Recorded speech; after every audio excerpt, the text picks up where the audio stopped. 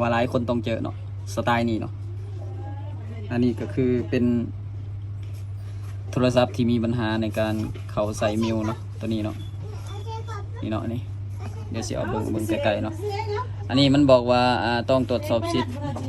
คุณต้องลงสื่อเขาใส่เนาะประมาณนี้ก็คือมันตรวจสอบมิวเนาะมันให้ยืนยันมิวเนาะ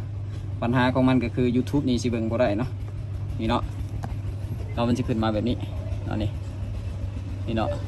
ส่วนใหญ่มันจะเป็นโทรศัพท์ที่เปิดใส่งานใหม่ใส่งานมิวใหม่หรือว่าซื้อเครื่องซื้อโทรศัพท์ใหม่นะว่าง่ายๆเนาะอันนี้ก็คือโทรศัพท์สมาร์ทซิปเนาะซื้อออกจากห้างนี่แหละเนาะซื้อออกจากห้างนี่แหละเพราะว่าบริษัทมิวเก่าให้เพิ่นเนาะ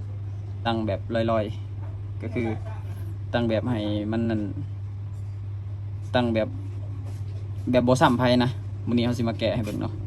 มาเบิ่งวิธีกันเลยเนาะอันนี้คือแก้แล้วเฮาสิบ่ตั้งให้ใหม่เนาะเพื่อให้มันลินได้YouTube ลินได้เนาะให้เลื่อนหาคำว่าตั้งขานี่เนาะตั้งขาตัวนี้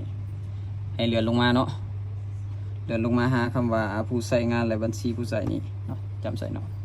เลื่อนลงมาเนี่ยอันนี้เพิ่นตั้งหลายเทื่ออะไรนี่เนาะอันนี้เฮาสิมาลบออกเลยเนาะวิธีแก้มันเดินนี่เด้อลบออกเนาะตัวนี้มีรหัสหน้าจอมันก็สิเด้งขึ้นเนาะนี่เนาะรหัสหน้าจอเพิ่น5581เอา5581ถือบันเอาบุถือเนาะเดี๋ยวถามเพิ่นกดถามรหัสเขาบุถือเองเนาะ88เนาะ1เอาไปนี่เนาะ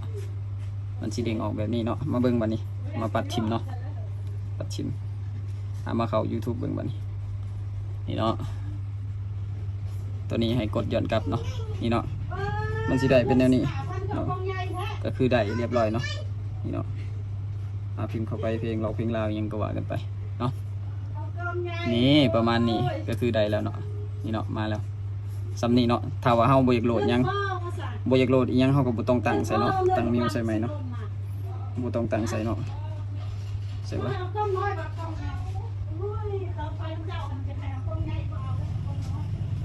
ใส่บ่มิวอันพิสโตเนาะมันน่าจะอยู่ใส่บ่เสื่องเนาะจะได้หาก่อนเด้อบ่เห็นเนาะเขาน่าจะปิดไว้นี่เนาะ